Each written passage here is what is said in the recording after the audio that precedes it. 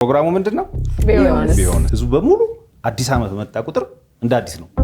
ስለ ትላንት ምንም ነገር የሚያስታውሰው ነገር የለም። ሪሴት ተደርጎ ያንቺ ግን አይደረግ። ኧረ አብረን እንሆን ሁሉንም ነገር መቲ ከቤት ወጥተሽ ለተወሰነ ጊዜ ትጠፊያለሽ። የሚያዩሽና የሚያውቁሽ ሁሉ ገና ሲያዩሽ ራሳቸውን ይስታሉ፣ ይወድቃሉ፣ ይደነግጣሉ። ዛሬም ነገም ሳይሆን መንፈስ እንዳልሆንክ ያምናሉ ብዬ አስባለሁ። አይበለውና በድንገት ከዚህ ዓለም በሞት ተለየሽ እንበል። አይበለውና እኛ እንድትለይን አንፈልግም። ሰማይ ቤት ደርሰን ቆመጣ አሁን መለስኳችሁ። ለምትፈልጊው አንድ ሰው ቴክስት ላኪ ብትባይ ለማን ምን የሚል ቴክስት ልትልሽ? ሰው መምረጥ እኮ አይደለም የከበደኝ፣ ግን ኢሞሽናል ያደርጋል። የሰው ልጅ የሚፈጠረው እንደ ዶሮ እንቁላል በመጣል ቢሆንና እንቁላሉን የሚታቀፈው ደግሞ አባትየው ቢሆን ምን ይፈጠር ነበር? እንቁላል እየጣልሽ ዝም ብለሽ ታቀፋል ብለሽ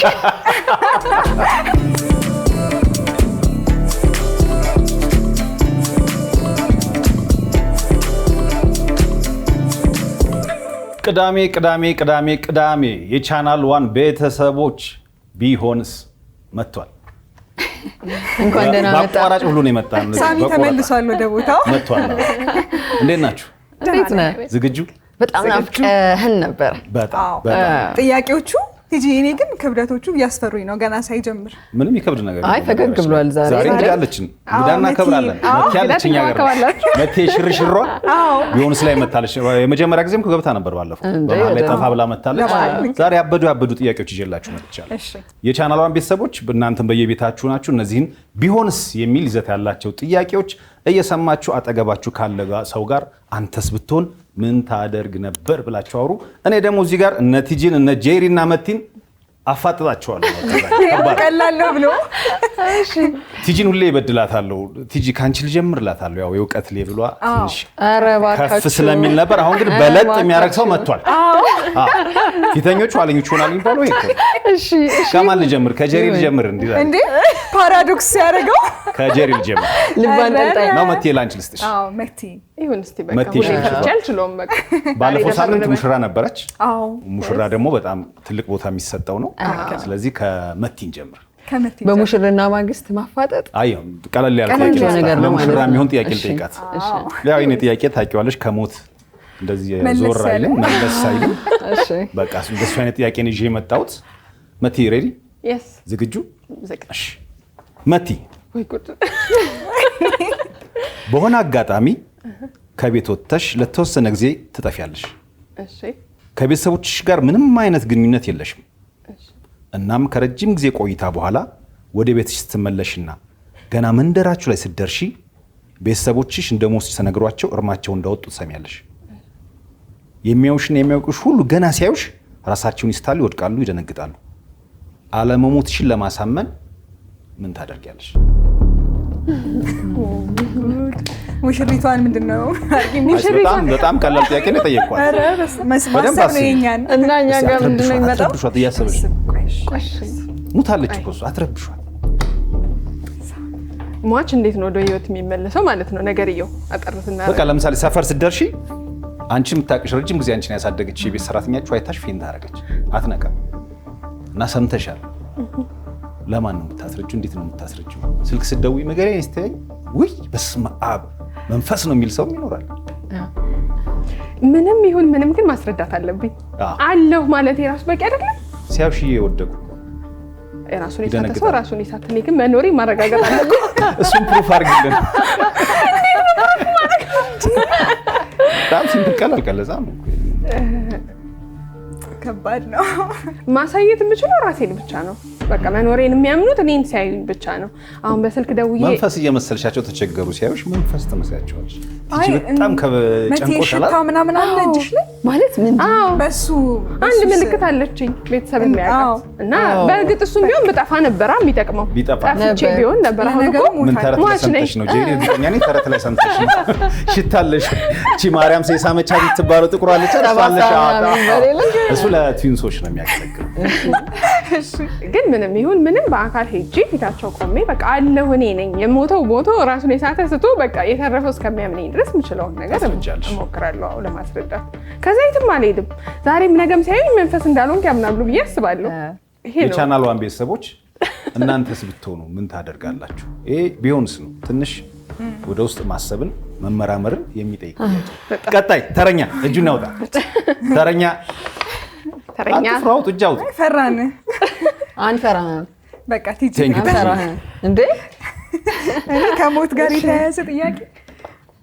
እሺ ለቲጂ ቀለል ያለ ጥያቄ ነው የምጠይቃት። እስቲ የሳሚ ጥያቄዎች እኮ ከባድ ናቸው። ለቲጂ ከቀለለ ከባድ ነው ማለት ነው። እንደሱ ተዘጋጂ። ዓለማችን ለቲጂ የደረሰች በጣም ሲምፕል ጥያቄ ነው።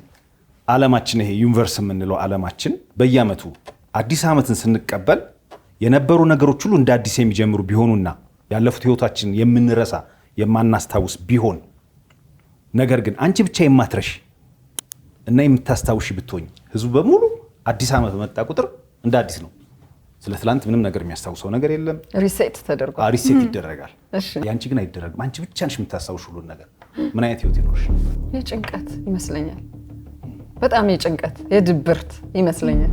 ምክንያቱም አብላጫው ነገር እኮ አንጻራዊ ውድድር ነው ከሌሎች ሰዎች ጋር። እዚህ ጋር እኮ ህንፃ ነበረ ስትይ አልተግባብቶም ለብቻ ማለት አዙሪት የሚሆነው መቲን መተሽ ባለፈው ሳምንት እኮ ስለ ሙሽራ የሰራሽ ውስጥያት ስለ ሙሽራ ሰርቻለሁ ነው ሙሽራ በጣም በነገር ላይ አልዛይመር ህመም ነው አይደል? የያዛቸው ሰዎች ጋር ራሱ በመግባባት ውስጥ እኮ በቃ አብረው ያሉ የቅርብ ተንከባካቢዎች ይታመማሉ። ትዕግስተኛ መሆን አለባቸው። አብረው መሰልጠን አለባቸው። ከአንድ ሰው ጋር እንኳን ለመግባባት ከባድ ነው የሚሆንብሽ። ኧረ አብረን እንሆን ሁሉንም ነገር ግን ማስታወሱ ነው የምትፈልጊው? መርሳቱ አሪፍ ነው አይደል? ማስታወሱ ከአብላጫው ሰው ጋር መደመሩ። እሺ ቲጂ ተቀብያለሁ። ቀላቀይሻለሁ ከኛ ግሩፕ ውስጥ ጄሪ። እሺ ወይ አሁን ዝግጁ ነኝ። ትንሽ ተማርቀል ጄሪ አይበለውና በድንገት ከዚህ ዓለም በሞት ተለየሽ እንበል። አይበለውና እኛ እንድትለይን አንፈልግም። ዛሬ ስለ ሞት ነው ብያችኋለሁ። እሺ አይበለውና ከዚህ ዓለም በድንገት በሞት ተለየሽ እንበል። ግን ከሞትሽ ከተወሰኑ ቀናት በኋላ ለምትፈልጊው አንድ ሰው ቴክስት ላኪ ብትባይ ለማን ምን የሚል ቴክስት ልትያለሽ? ከሞትኩ በኋላ እድል ተሰጠሽ ቴክስት ለአንድ ሰው። አይ ሰው መምረጥ እኮ አይደለም የከበደኝ፣ ግን ኢሞሽናል ያደርግ። ለምን ይሄ ቢሆንስ እኮ ነው ጨዋታውን ቢሆን። የቻናሏን ቤተሰቦች የፕሮግራማችን ዋና ዓላማ ጠለቅ ብለን እንድንመራመር እንድንጠያየቅ ነው። ጄሪ ይሄ የሚያስለቅስ ነገር አይደለም።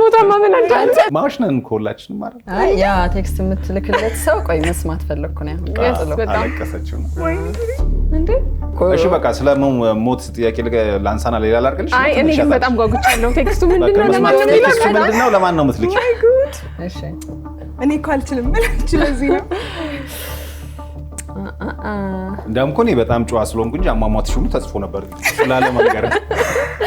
አይ ዶንት ቲንክ አሟሟቷ ግን አይደለም ያስጨነቃት ቴክስቱና የምትልክለት ሰው ነው። ስፔሻሊ ደግሞ ቴክስቱ አይደለ? በጣም ከባድ ነው ወይ ሳሚ? መፍትሄችን ጥያቄ አንቺን ነበር መሰለኝ። ሰው ሞቶብሽ ለሚለው ስሜት ነው የሚመስለው ግን የጄሪ አይ ራስሽ ነው ያልኩት። ራስሽ ሞተሽ ግን ለአንድ ሰው ከሞትሽ በኋላ ቴክስት አይደለም። መኖራችን በጣም የሚያስጨንቃቸው ሰዎች አሉ። በማአት አይደሉም ቁጥራቸው ብዙ አይደለም። እኛ ራሱ እና አለው ብላ ተስፋ የምትሰጠው ሰው ማን ነው? እናቴ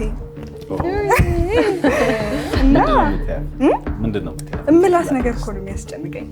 ምክንያቱም አንድ ሴት ልጅ ስለሆንኩኝ እንደ ስለት ልጅ ነው የምታየኝና አይዶን ምንላት እንደሚችል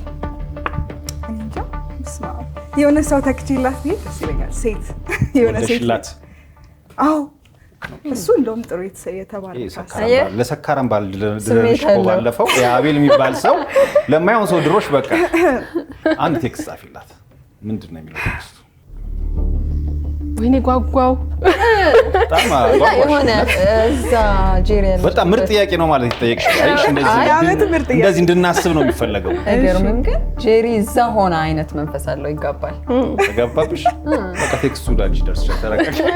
ቴክስት ምን ብዬ ነው የምልክላት? እወድሻለሁ አይቻልም ሌላ እሺ ምን ልላት እችላለሁ? እዛ ሆኜ ነው አይደለ? በቃ ወይ ጉድ ለእናት ከልጅ ሞት በኋላ ህይወት መቀጠል በጣም ከባድ ነው። ከባድ ነው እኮ። እሱ እኮ አጽናኝ መሆን አለበት። ሰልፊሽ መሆን ነው የሚሆነው። ምንም ነገር ማለት አይዞሽ ተጽናኝ ማለትም ምንም የሚቀይረው ነገር አይኖርም። ስለዚህ በቃ ቮይስ ሜሴጅ አድርጌልሻለሁ አሁን ያልሽው ልከንላታል። በቃ ቴክስት መላክ ከቻልሽ ግን የሆነ ነገር ብትያት ደስ ይለኛል። የሆነ ማጽናኛ ነገር ምንድን ነው ብላት እንጃ። አንቺ እና እሷ ብቻ የምትግባቡበት ከልጅነት እስከ እውቀት ይዛችሁት የመጣችሁት የሆነ ነገር አለ። አልከሰርሽም። በጣም ኢንቲሜት ነሽ ከእናትሽ። አዎ አልከሰርሽም ልላት ፈልጋለሁ። እንደዛ የምል አይነት ሰው ከሆንኩኝ አልከሰርሽም። ስለዚህ በቃ ቢያንስ አይ ዶንት ኖ ዋጋ አለሽ። አዎ በቃ አጨብጭቡላት። ተመልሼ የምመጣው ቲጂ ጋር ልምጣሽ። ቲጂ ጋር ልምጣሽ። እሺ ቀለል አድርግሽ ቲጂ። አሁን ትንሽ አስጨነቅኳችሁ። ያንተ ቀላል አስጨነቅኳችሁ ቲጂ። ሰማይ ቤት ደርሰን እኮ መጣን። መለስኳት። አሁን መለስኳት። ፕሮግራሙ ምንድን ነው? ቢሆንስ ነው። የሰው ልጅ የሚፈጠረው እንደ ዶሮ እንቁላል በመጣል ቢሆንና እንቁላሉን የሚታቀፈው ደግሞ አባትየው ቢሆን ምን ይፈጠር ነበር? ያው አመቻችቼን ያቀበልኳት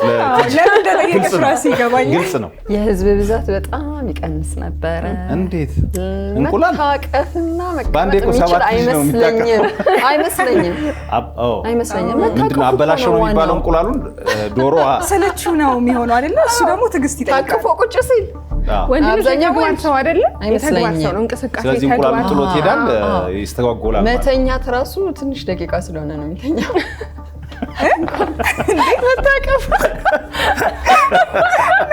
መታቀፍ እኮ ነው።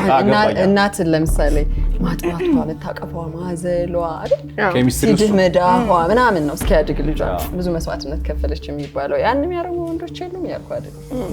ግን ብቻ ግን ተፈጥሮ ፖፑሌሽን ይቀንስ ነበረ።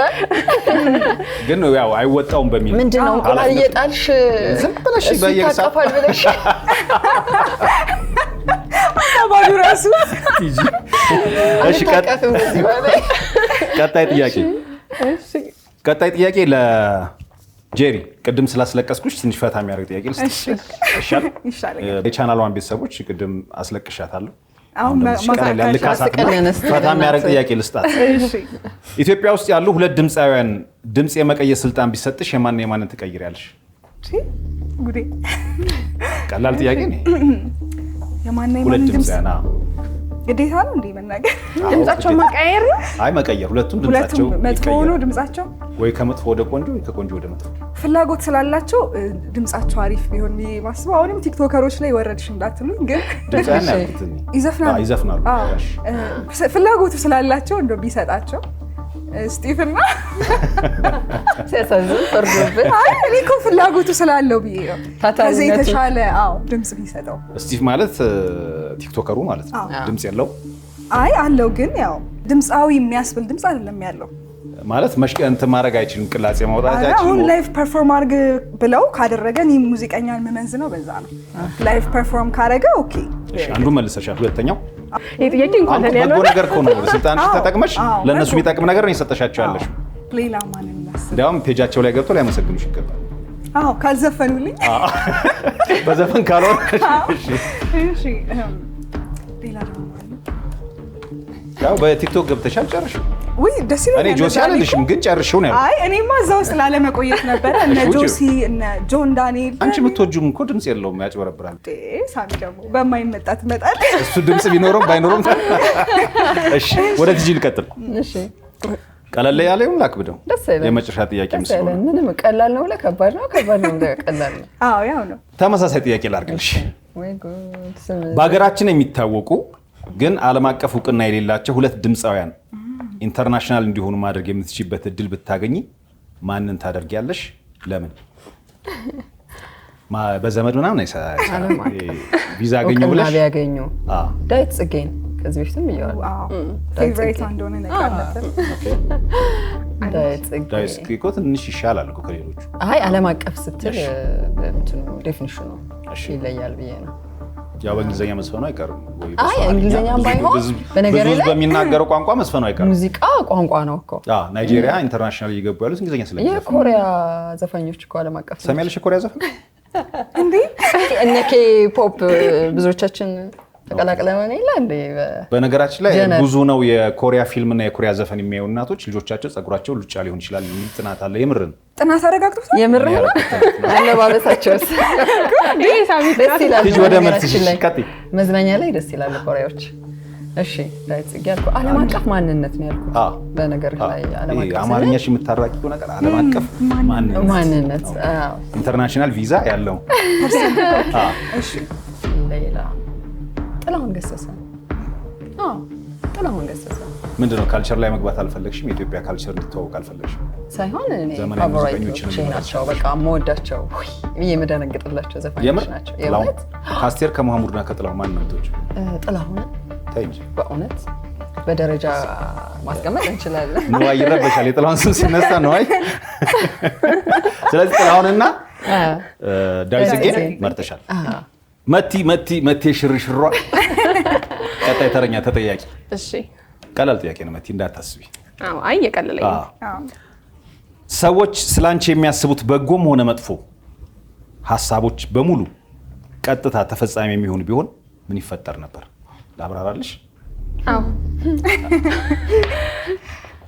ለምሳሌ እዚህ ጋር አንቺን እያወራሁሽ ሳሚ ልጅ መላጣ ብትሆን በውስጤ ካሰብኩ ኢሚዲየትሊ መላጣ ትሆኛለሽ እና ሁሉም ተፈጻሚ ቢሆን ምን ሆን ነበር? ልክ ደግሞ መጥቼ ደግሞ ወይኔ እቺ ልጅ እንደው ይሄ ህንጻ የሷ ቢሆን ሲል ህንጻ ይኖርሻል በበጎ። ስለዚህ ምንድነው ማረጋው? በዙሪያሽ ያሉ ሰዎች በጣም በጎ ላንቺ የሚያስቡ ከሆነ በጎ ነገር ይኖርሻል። በጎ የማያስቡ ከሆነ ደግሞ ተቃራኒው ማለት ነው። ምን ይፈጠር ነበር ህይወትሽ ላይ? በዙሪያ ያሉ ሰዎች እንግዲህ እኔ እስከማውቀው ድረስ በጣም መልካም ሰዎች ስለሆኑ ጥቂትና መልካም ናቸው። እውነት ለመናገር ይሄ ሰርክሉ ጠበብ ያለ ሰው ስለሆነ በቃ ማይኖረኝ ነገር አይኖርም። የከተማችን ከመልክ ከህንፃ ምንድን ነው የሚቀረኝ? ምንም የሚቀረኝ ነገር የለም። ያርግላት። በዙሪያ ያሉት ሰዎች በጎዎች ናቸው ማለት ነው። ማረጋገጫ እንዲመስል ደስ አይልም? እርግጠኛ ሆነ ዙሪያ ያሉ ሰዎች። አንድ ደግሞ መጥፎ ካለ እኮ አይጠፋም። ግን ይኸውልህ እሱን እያሰብኩ ነበረ። አይምሯችንን መቼም ፈጣሪ ነው የሚያውቀው ሁላችንንም። ግን ሴራ ተንኮል ምናምን በሽ ነው ብንን እያለ ስለሚጠፋ ነው በኃይሉ እንጂ የሆነ ሰውዬ መጀመሪያ ያገለዋል እኮ በቃ የለህም። ገና እያወራሽ በደፋ ሲል ደፍት ብለሽ ደግነቱ ደግሞ ያንቺ በጎ ሳይመጡ በተነሳሽ ሲል ደግሞ ትነሳለች። ባላንስ ነው በህይወታችን ምን ያህል ለኛ በጎ የሚያስቡ ሰዎች በዙሪያችን አሉ፣ መጥፎ የሚያስቡ ሰዎች ምን ያህል አሉ ነው። ለመለየት በጣም የሚጠቅም ነው። ይሄንን የማድረግ ኃይል ባይኖርም ቢሆንስ ሳር ፕሮግራሙ ግን በጎ ሰዎች ሲበዙ በጎ እንሆናለን፣ መጥፎ ሰዎች ሲኖሩ ደግሞ ህይወት ይከብደናል። ስለዚህ አነቃቂ ንግግር ተናገርኩ ሆነልኝ። በእውነት እንትን ተቀረ ይኳቺ ቢሆንስ ይመስል ነበር። እስኪ ለራሳችሁ አንድ ያጨብጭቡ።